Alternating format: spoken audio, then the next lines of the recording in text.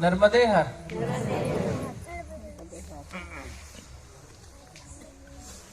मेरे प्रिय विजय चौधरी जी, मैं उन्हें नर्मदा जी का आप सेवक कहता हूं। आपके नंदुरबार जिले से हैं, आप सब लोग परिचित होंगे अलग तरीके से, लेकिन बीते 4 दिनों में मेरी मराठी समझने में ज्यादा आती है, बोलने में कम आती है। तो हिंदी तो आप लोग समझ लेते होंगे थोड़ी मोड़ी, हाँ। तो पिछले 4 दिनों से जब आप हमारे साथ हैं, और वाकई पूरी तरीके से साथ में, उनके फोन भी भगवान ने बंद कर दिए, मैया ने बंद कर दिए, रेंज ही नहीं है उनके फोन में। वो जब भी मेरे पास आ जाते हैं फोन की रेंज गायब हो जाती है। तो 4 दिनों से वाकई वो आई नर्मदा के साथ हैं, मेरे साथ हैं, पूजन हो रहा है, प्रसाद दे रहे हैं। तो आप जिस भांति से जानते होंगे उसमें एक और भांति जोड़िएगा, अब वो मैया नर्मदा के इस जिले के सेवक भी हैं।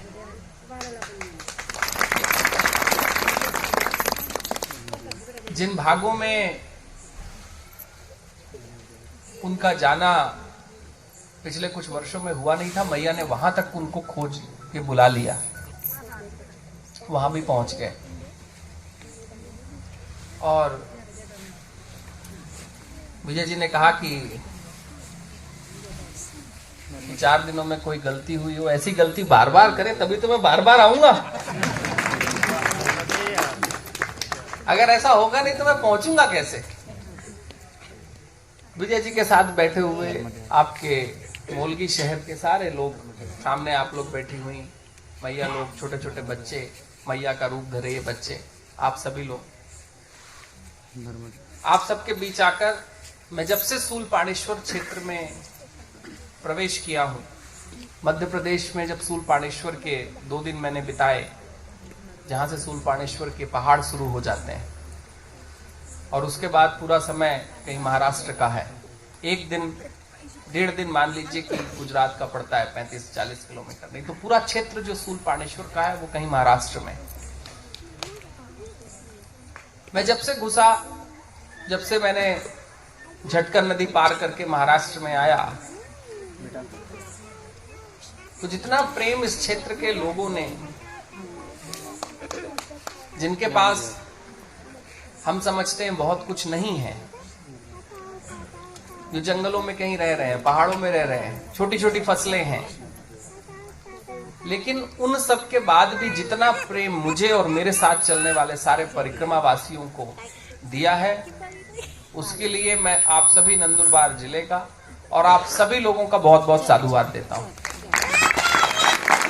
परिक्रमा वासियों को जो प्रेम आप लोग देते हैं, मुझे लगता है इसीलिए सुनने में आता है कि कोई 6 परिक्रमाएं कर ले रहे हैं, कोई 5 परिक्रमाएं कर ले रहे हैं। वैसे कहा तो जाता है कि इतने जीवन के इस बड़े अध्याय में मनुष्य का एक जीवन, और उस जीवन में मैया की एक परिक्रमा, और लोग 5-5, 6 परिक्रमाएं कर लेते हैं। इसका एक अर्थ तो है कि जहां पर लोगों को प्रेम की संभावना नहीं है, वहां पर प्रेम बहुत जम के मिलता है, लोग वापस उसको लेने आ जाते हैं। और शूलपाणेश्वर के क्षेत्र में तो लोग लेने आते हैं, क्योंकि वहां पर होता ऐसा है कि लोगों को ये लगता है कि जंगली क्षेत्र है, पहाड़ों का क्षेत्र है, पता नहीं वहां क्या मिलेगा। वहां जो कुछ मिलता है उसमें प्रेम बहुत भरपूर मिलता है, तो लोग कई परिक्रमाएं कर लेते हैं उस प्रेम को वापस पाने के लिए। असल में मैं पिछले, जब से मैं शूलपाणेश्वर की झाड़ियों में घुसा हूं, मैं लगातार शूलपाणेश्वर की महिमा, शूलपाणेश्वर का जो भारतीय सनातन धर्म का इतिहास है उसके बारे में मैं हर जगह चर्चाएं कर रहा हूं। चर्चा करने के 2 बड़े कारण थे। एक कारण तो यह है कि आप लोगों के भी ध्यान में होगा, यहाँ पर आप बैठे हुए, आपको भी ध्यान में होगा कि धीरे धीरे करके पिछले कुछ वर्षों से ऐसी बात हुई है कि बहुत सारे लोग शूलपाणेश्वर के जो महत्वपूर्ण स्थान है उनको छोड़कर चलने लगे हैं। और ये हो इसलिए रहा है क्योंकि जहां जहां से लोग परिक्रमा आरंभ करते हैं, वहां वहां से कुछ ऐसी सूचनाएं दी जा रही हैं कि आप ये शूलपाणेश्वर का पूरा क्षेत्र छोड़ दीजिए, कहीं दूर से होकर निकल जाएगी। मुझे भी ऐसा ही कहा गया था कि आप भी दूर से निकलिए। मैंने मैया से प्रार्थना की कि दूर से जाना होगा तो परिक्रमा क्यों, अगर मैं शूलपाणेश्वर में, जहां पर स्वयं शिव जी और पार्वती जी का स्थान है, जहां पर वो बैठते हैं, विराजते हैं, अगर उस क्षेत्र में जाकर मैंने उनकी दिव्यता को नहीं लिया तो मेरी तो परिक्रमा अधूरी हो जाएगी। और मेरा मानना है, और मैं आपको जरूर कहूंगा जो परिक्रमा वासियों की यहां पर सेवा कर रहे हैं, पीछे भी जो लोग सेवा कर रहे हैं, मैं सबको एक बात कहने की कोशिश कर रहा हूं कि शूलपाणेश्वर और खासकर नंदुरबार जिले के लोगों को, मैंने चौधरी जी को, जितने लोग मुझे चौधरी जी के साथ मिले हैं, मैं सबको एक चीज बताने की कोशिश कर रहा हूं कि शूलपाणेश्वर ये भारत के मैया नर्मदा के क्षेत्र का वो स्थान है जिसे मैं शूलपाणेश्वर कैलाश कहता हूं। ये वो जगह है जहां पर भगवान शिव ने कहीं यहीं पर चलते हुए, मैया से यहीं पर चर्चा करते हुए, नर्मदा जी से यहीं पर कहीं बातें करते हुए, पार्वती जी के साथ संवाद करते हुए, कहीं अपने दोनों पुत्रों के साथ, कहीं नंदी के साथ चलते हुए वो शूलपाणेश्वर का जो गुजरात का मंदिर है वहां तक गए थे। वो तो उनका डेस्टिनेशन था, वो तो उनकी फाइनल जगह थी। लेकिन फाइनल जगह पहुंचने के पहले आदमी और जो जगहों से होके जाता है वहां बहुत समय बिताता है। और शूलपाणेश्वर आपका ये जो पूरा स्थान है, महाराष्ट्र प्रवेश करने के बाद झटकन नदी से लेकर बामरी, भवाना, सावरिया दीगर, धड़गांव, आपका मूलगी और जो बडफली आगे आएगा, ये इतने दिव्य स्थान है कि यहां भारतीय सनातन परंपरा से कहा जाता है कि कम से कम जो शूलपाणेश्वर का मध्य प्रदेश से लेकर जो गुजरात तक का स्थान है, वहां 26 तीर्थ है। उन 26 में से 2 तीर्थ तो पीछे रह जाते हैं, शूलपाणेश्वर तो अंतिम है, बाकी सारे तीर्थ कहीं इन जगहों पर मौजूद हैं। कितनी बड़ी महत्वपूर्ण बात है कि मैया जी के जो कुछ सबसे बड़े करीबन 186 से ऊपर जो महत्वपूर्ण तीर्थ है मैया जी में, उनमें से 26 तीर्थों का वास इस पवित्र क्षेत्र में होना, यानी कि कोई भगवान की बहुत बड़ी कृपा इस क्षेत्र पर है, आप लोगों के ऊपर।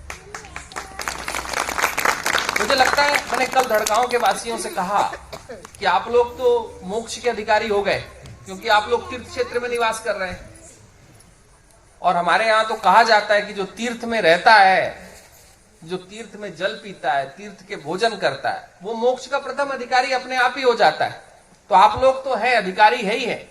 और आप जैसे लोग जो सेवा करते हुए यहाँ परिक्रमा वासियों को ले आते हैं, वो दूसरों को भी मोक्ष का अधिकारी बना देते हैं। बहुत बड़ी बात है। एक और बात जो मूलगी पर करने का मेरा मन हुआ था, मैंने कल लंबी बात शूलपाणेश्वर की महिमा के बारे में धड़गांव में की थी, क्योंकि शूलपाणेश्वर की महिमा के बारे में गायन, शूलपाणेश्वर के इस क्षेत्र के बारे में, इस तीर्थ क्षेत्र के बारे में लोगों की जानकारी पूरे भारत में बड़ी कम है। और कम होने के बहुत सारे कारण हैं, मैं उन कारणों पर ज्यादा बातें नहीं करना चाहता, आप सब जानते हैं वो कारण क्या है।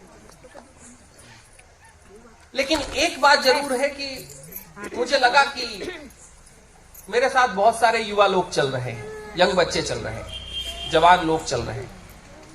मुझे लगा कि आने वाली पीढ़ी को यह जानना बड़ा जरूरी है कि आज जहां पर मैं कल धड़गांव में कहा था कि मुझे एक बात जरूर लगती है कि माना जाता है कि कैलाश पर्वत पर शिव जी विराजते हैं, इसलिए मानसरोवर, कैलाश मानसरोवर की यात्रा होती है। आप सबको पता है कि हमारा वो पर्वत आज कहीं चीन में चला गया, सनातन सभ्यता से कहीं हटके कहीं किसी के पास है, कभी ना कभी वो वापस आएगा। लेकिन एक बड़ी महत्वपूर्ण बात है, मुझे लगती है कि भगवान शिव जितने भोले हैं उतने ज्ञानी पंडित भी हैं। वो जितने भोले हैं उतने महत्वपूर्ण वो ज्ञान भी रखते हैं। तो एक बात तो तय है कि जहां सनातन सभ्यता का कोई नहीं है वहां आज वो विराज नहीं रहे होंगे, वो कहीं शूलपाणेश्वर की इन पहाड़ियों में, इन पर्वतों में मैया पार्वती के साथ जरूर होंगे। वो कह रहे होंगे कि यहाँ तो सनातनी नहीं है तो मैं वहां क्यों बैठूं, जहां सनातनी है वहां जाके बैठ जाऊं।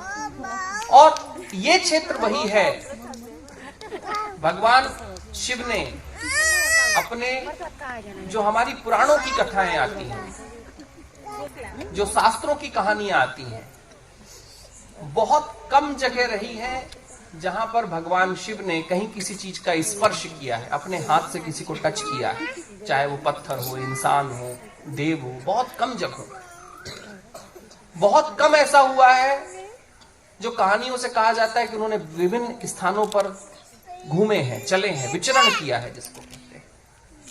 और घटना यह है कि सूलपाणी की ये वो महत्वपूर्ण पहाड़ है, कहीं खप्पर माल के आपके महत्वपूर्ण कैलाश के शिखर हैं, जिनसे होकर आज कहीं परिक्रमावासी आते हैं, जहां मुझे लगता है न जाने कितने स्थानों पर भगवान शिव जी मैया पार्वती के साथ बैठे होंगे, देवों के साथ चर्चाएं की होंगी, कहीं अपने पुत्रों के साथ घटनाएं लिखी होंगी। कहा तो भारतीय शास्त्र के अनुसार स्कंद पुराण के कुछ अध्याय कहीं मैया के इन्हीं क्षेत्रों पर लिखे गए थे। स्कंद पुराण वो पुराण है, जो लोग नहीं जानते हैं वो जान जाएं कि स्कंद पुराण से ही हमारे पूरे भारत की सनातन सभ्यता का सारा इतिहास हमको मिलता है। सबसे बड़ा पुराण वही है। मार्कंडे जी के स्थान, मार्कंडे जी के जो पिता का स्थान है वो कहीं आपके आसपास है। जो मार्कंडे जी से परिचित नहीं होंगे, जाएंगे थोड़ा विकिपीडिया में देखेंगे कि उनका स्थान, उनके कारण ही मैया नर्मदा की कहानी हम तक पहुंच पाती है। ऐसे अनेकों अनेक ऋषि मुनि हैं, दिव्य देव हैं। आवाज तो आ रही है?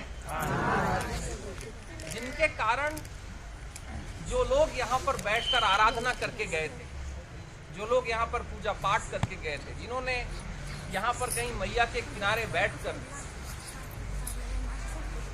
कहीं यज्ञ किए थे, कहीं हवन किए थे, कहीं बाकी सारी चीजें की थी। अब एक बड़ी महत्वपूर्ण बात है जो आज मैं आपसे जरूर कहूं कि हम सब जानते हैं कि ये जनजातियों का क्षेत्र है। मुझे लगा कहीं हमारी भाषा में कोई कमजोरी रह गई। असल में ये जनजाति नहीं है, ये जन्य जातियां। जन्य का अर्थ होता है जहां से सभी ने जन्म लिया। ये वो क्षेत्र है जहां से सभी ने जन्म लिया। पूरे भारत के जितने भी अलग अलग प्रकार के अलग अलग शहरों में बसे हुए लोग हैं, अलग अलग नगरों में बसे हुए लोग हैं, उन सारे लोगों का जन्म कहीं जन्य जातियों से ही हुआ। इन क्षेत्रों में रहने वाले भी वो लोग रहे जिनसे कई लोग बाहर निकल कर गए हैं। यही वो जगहें थी और जन्य जातियां ही वो थी जिन्होंने कभी ऋषियों को सहारा दिया था, मुनियों को यज्ञ और हवन के लिए लकड़ियां और घी दिया था, कहीं उनको भोजन और प्रसादी दी। असल में भारत के अंदर जो जन्य जातियों का आध्यात्मिक इतिहास है उसके ऊपर ज्यादा चर्चा नहीं हो पाई। जन्य जातियों के आध्यात्मिक इतिहास को हम बहुत गहराई के साथ नहीं देख सके, लेकिन मैया नर्मदा के क्षेत्र में एक बात है कि अगर इतने सारे ऋषि मुनि देव गंधर्व सभी लोग आकर बैठ कर गए तो एक बात तो तय है कि आप सबके पूर्वजों का उन देवताओं के यज्ञ हवन पूजा पद्धति, कहीं प्रसाद और भोग में भी आप सबका हाथ रहा होगा, आपके पूर्वजों का हाथ रहा होगा। अगर ऐसा नहीं होता तो वो यहां पर बैठ के कैसे चले जाते? मैं जो आपको कह रहा हूं कि आप सब मोक्ष के अधिकारी हैं, मोक्ष के अधिकारी इसलिए क्योंकि आपके पूर्वजों के द्वारा ही कहीं इन महत्वपूर्ण ऋषियों को भोज कराया गया था, कहीं इन महत्वपूर्ण मुनियों को, देवों को कहीं आपने पूजा के स्थान दिए थे। इसीलिए मैया नर्मदा के क्षेत्र के सबसे जो दिव्य स्थान है वो कहीं इन क्षेत्रों पर निवास करते हैं। इसीलिए शूलपाणेश्वर का कैलाश है। असल में भारत के जो जन्य जाति हैं, जिसका नंदुरबार जिले में जन्य जातियों का जो इतिहास है वो इतिहास भारत की आध्यात्मिक प्रगति का इतिहास, आध्यात्मिक इतिहास। अगर वो नहीं होते तो शायद इतने सारे मुनि कभी यहाँ पर आकर होकर नहीं चलेगा। माइक चला गया, मैं बहुत चीखूंगा नहीं।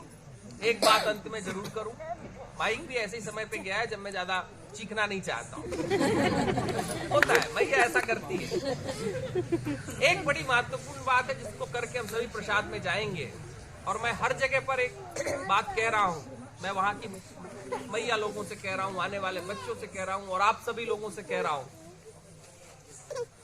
कि शूलपाणेश्वर के कैलाश को आज से करीबन 150 साल पहले जब गौरीशंकर महाराज ने, आप लोगों ने पता नहीं नाम सुना या नहीं सुना है, गौरीशंकर महाराज जी इस भारत की वो अद्वितीय संत रहे हैं जिन्होंने मैया नर्मदा की परिक्रमा को महत्वपूर्ण बना दिया, जिन्होंने मैया नर्मदा की, अपना जीवन ही मैया नर्मदा की परिक्रमा में बिता दिया। कहीं सूल पाणेश्वर के ऊपर बात करते हुए वो कहते थे कि एक जमाना ऐसा था, एक समय ऐसा था जब बिना सूल पाणेश्वर में प्रवेश किए बगैर मैया की परिक्रमा मानी ही नहीं जाती, होती ही नहीं। लेकिन धीरे धीरे करके ऐसा हुआ कि बहुत सारे परिक्रमावासी कहीं सूल पाणेश्वर के क्षेत्र में अंदर न जाते हुए बाहर से निकलने लगे। हमारे ब्रह्मचारी जी भी जब पिछली परिक्रमा किए थे तो ये बाहर ही बाहर चले गए थे। इस बार मैंने इनको बोला कि आपकी हुई नहीं, अभी हमारे साथ पूरी करिए। ये सूल पाणेश्वर कैलाश, ये सूल पाणेश्वर कैलाश जहां के आप सभी लोग वासी हैं, मैं आप लोगों से एक आग्रह करूंगा और एक आदेश भी दूंगा। और आप लोगों ने जितना प्रेम मुझे इस नंदुरबार जिले में दिया है, मुझे लगता है कि वो आग्रह भी स्वीकारेंगे और वो आदेश भी स्वीकारेंगे। आग्रह ये है कि बड़ी आवश्यकता है, जहां जहां पर भी जो अन्य क्षेत्र लोग चला रहे हैं, जहां पर भी आपके बीच में जब लोग परिक्रमा करते हुए आते हैं, जिनको कहीं लगता है कि हम कहां फंस गए, क्योंकि परिक्रमा के क्षेत्र में कुछ विडंबना है, कुछ दुख की बात है कि एक जमाने में परिक्रमाएं होती थी कि आदमी मन के अंदर की जो कठिनता है, तपस्या करता था तो परिक्रमा करता था। भगवान की तपस्या करने के लिए लोग परिक्रमा करते थे, क्योंकि भारत की सबसे कठिन और सबसे लंबी दूरी की यात्रा और परिक्रमा यही है। बाकी सब तो महीने भर में, 15 दिन में, 20 दिन में हो जाती है। यहां 20 दिन में तो आप उतने किलोमीटर ही नहीं चल पाते हैं जिसका 10वां अंश मैया का क्षेत्र है। तो सबसे बड़ी, सबसे लंबी परिक्रमा है। पूरी दुनिया की सबसे बड़ी धार्मिक परिक्रमा यही है, इसके अलावा और कुछ भी नहीं है। और दुनिया की सबसे, जब से भारत का सनातन इतिहास है तब से मैया की परिक्रमा हो रही है। भगवान राम ने भी की, हनुमान जी ने भी की, लक्ष्मण जी ने भी की, भारत के संत परंपरा के सारे लोगों ने की, युधिष्ठिर जी ने की। शायद ही कोई ऐसा व्यक्ति भारत के इतिहास में जिसने मैया की परिक्रमा नहीं की। या तो मैया की परिक्रमा की है, या जो लोग मैया की परिक्रमा में आ रहे थे उनकी लोगों ने सेवाएं की। ये दो बातें हमेशा रही। मैं एक आग्रह आप लोगों से जरूर कर रहा हूं कि जिसे मैं सूल पाणेश्वर का कैलाश कहता हूं, जहां पर भगवान शिव स्वयं विराजते हैं, मैया पार्वती के साथ रहते हैं। मैंने एक निश्चय किया है, मैंने मैया से प्रार्थना की है और स्वयं से अपने आप से एक वादा किया है कि अपनी परिक्रमा के बाद इस सूल पाणेश्वर कैलाश में मैं 10 दिन की, जिस तरीके से कैलाश की यात्रा होती है और 10 ही दिन यहां भी लगेंगे, मैं जरूर हर साल चलने आऊंगा। आग्रह मेरा यह है कि जब मैं आप लोगों के क्षेत्र में, मैं आपके घर में आ रहा हूं, और मैंने एक प्रार्थना, एक आग्रह सबसे किया है कि जब मैं वहां से आऊं, आपके क्षेत्रों में आऊं, तो कहीं ऐसा हो कि हम सब भी इस सूल पाणेश्वर कैलाश की यात्रा में कम से कम एक दिन के लिए तो शामिल हो जाए। शायद उस कैलाश तक जाने के लिए लोगों को 5-10 लाख रुपए लगाने पड़ते हैं, बड़ा एडमिनिस्ट्रेशन का झंझट करना पड़ता है। आधे लोग तो उसको सोच के ही बोल देते हैं कि भगवान तेरी फोटो ही देख लेते हैं, हो गया। लेकिन जहां अपने कैलाश में भगवान शिव जहां विराज रहे हैं, ऐसा हम तो जरूर कर सकते हैं कि कम से कम एक दिन के लिए तो हम शामिल हो जाएं। और आप लोग तो सूल पानी के महत्वपूर्ण स्थान से बिल्कुल जहां पूछ है वहां पर है, तो आप लोगों के लिए तो शामिल होना बहुत आसान है। जरूर ऐसा हो कि इसको, इस सूल पाणेश्वर के इस महत्वपूर्ण तीर्थ को, इस नंदुरबार जिले के इस महत्वपूर्ण क्षेत्र को, ये सूल पाणेश्वर कैलाश की यात्रा के आरंभ में हम सबका, मैं तो चलूंगा ही, मेरे साथ जो चल रहे हैं वो तो चलेंगे।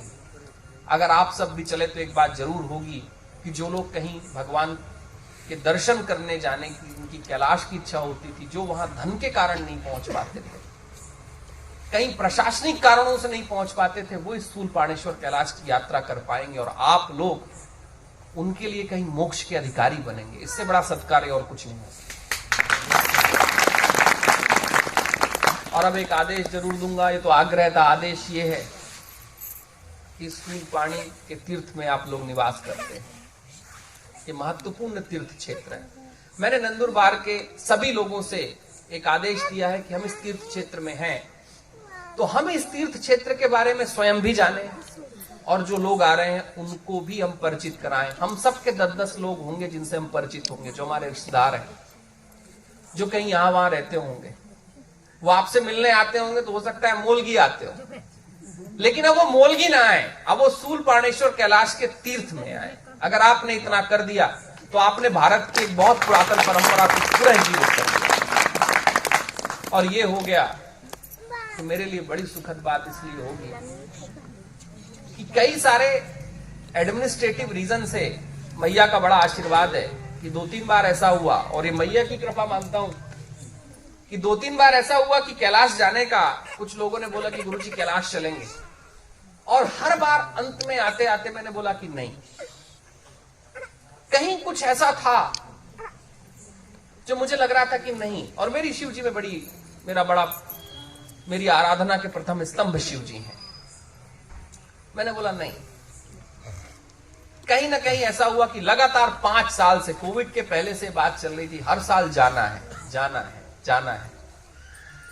मैंने लगा मैया इस परिक्रमा का इंतजार करा रही थी और बताने वाली थी कि तू क्यों वहां जा रहा है, वहां भगवान बैठते नहीं, यहां बैठते, जहां बैठते हैं वहां जा। तो मैं सूलपाणेश्वर कैलाश के तीर्थ में आकर आप लोगों से जो एक आग्रह किया और आदेश दिया है, मुझे लगता है कि आप स्वयं भी और दूसरों को भी मोक्ष का अधिकारी बनाएंगे। इस महत्वपूर्ण क्षेत्र को हम भारत की उस पुरातन इतिहास और सभ्यता से जोड़ पाएंगे जहां आप सबका योगदान, आपके पुरखों का योगदान कहीं रहा है। भारत में एक महत्वपूर्ण ऋषि हुए थे, कण्व ऋषि। आप लोगों ने शायद नाम न सुना हो, आज सुन लीजिए मेरे मुंह से। कण्व ऋषि थे, भारत के महत्वपूर्ण गणितज्ञ थे। उन्होंने गणित की बड़ी बड़ी शिक्षाएं कहीं घाटों के ऊपर ही बैठकर लिखी, मैया के किनारे। उन्होंने जब शिव जी की बात करते हुए शिव क्षेत्रों में निवास करने वाले लोगों के बारे में जब कुछ बात की, उन्होंने एक बड़ा महत्वपूर्ण बात उन्होंने की थी। उस बात से मैं अपनी बात का अंत करूंगा। उन्होंने कहा था कि अगर शिव के तीर्थ क्षेत्र में शिव जी जैसे लोग नहीं होते तो शिव जी की आराधना कभी हो नहीं पाती। तो आप सबके अंदर बैठे हुए शिव जी को प्रणाम करता हूं। नर्मदे हर।